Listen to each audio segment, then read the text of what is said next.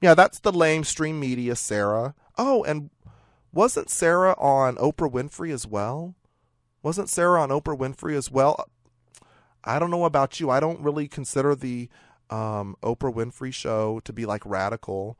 You know, she's dogging out the same media outlets that she gets her message out. You know what? Don't bite the hand that feeds you, Sarah. But she's an interesting one. She doesn't really get it. Doesn't really get it all that much. Well, anyways, I just this whole thing, Senate Bill 1070. What you didn't hear, I didn't want to play Hannity. He was saying that the law was that there was no racial profiling in this Senate bill right here, 1070, and he went on to say that cops could not, just pick people up and ask for their credentials. They had to be arrested for a crime. Not true.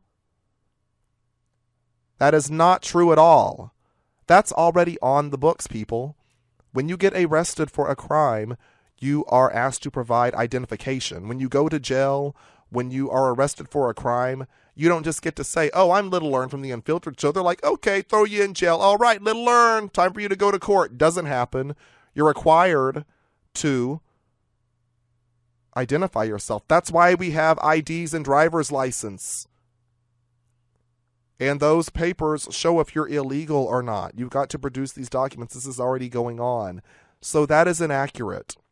I was looking at the Senate bill, and, I'm not going to read this whole thing, but I did want to point out, this says line 20 through 30, section B, falls under the Enforcement of Immigration Laws section, Cooperation and Assistance in Enforcement of Immigration Laws, Indemnification. Says for any lawful contact made by a law enforcement official or agency of this state or a county, city, town, or other political subdivision of this state where reasonable suspicion exists that the person is an alien who is unlawfully present in the United States, a reasonable attempt shall be made when practicable to determine the immigration status of the person. The person's immigration status shall be verified with the federal government pursuant to 8 United States Code, Section 1373C. So, a lot of this is semantics. For any lawful contact made by a law enforcement official or agency of the state or a county, city, or town, that does not say that in the commission of a crime, you will be asked for your identification, and you will need to prove that you are here legally. It does not say anything about the fact that you have to be committing a crime. It just simply says for any lawful contact made by a law enforcement official or agency. And who decides what's lawful? The courts do. We have discussions about this all the time. So that is not true. And everybody who's looked at this bill knows that's not true. That's why there's such a problem with this and why people are, getting up in arms about this. Because essentially, they're putting it into the hands of law enforcement individuals to determine if, if somebody's here legally or not legally. Now, let's be real honest about this yet again. I want to make this very, very clear. And I just want to get this out on the table because I'm sick of people not dealing with reality. If you're not going to racial profile anybody, but yet you are given the task of determining if an individual is here legally, naturalized, or what have you, what basis are you going to be doing this on if race cannot be a factor?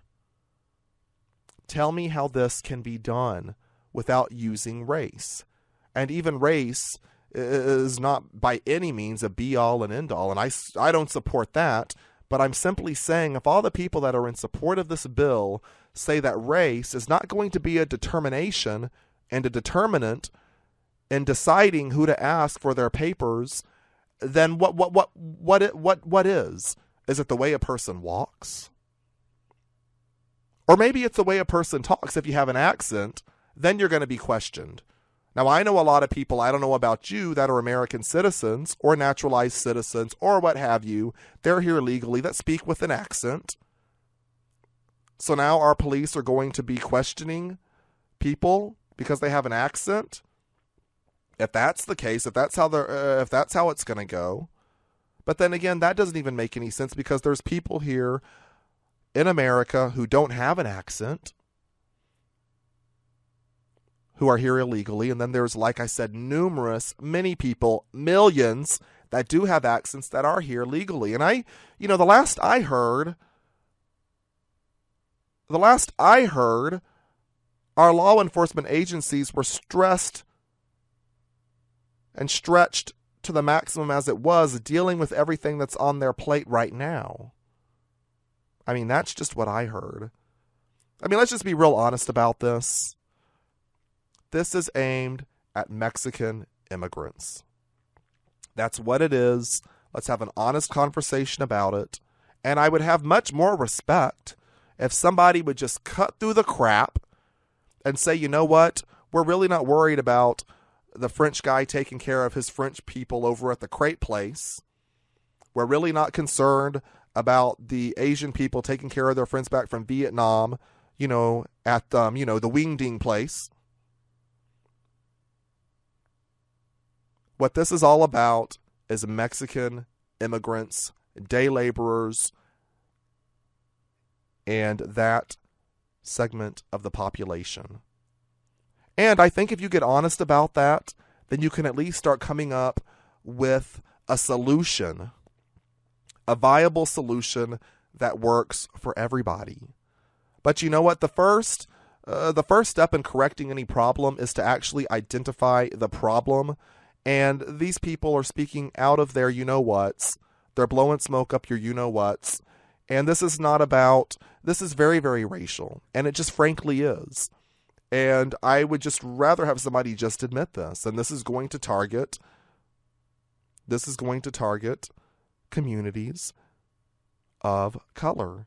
And not even the black community. This is going specifically after Mexicans. It just quite frankly is. This will be racial profiling 101. And I really don't think this is going to hold up at the Supreme Court.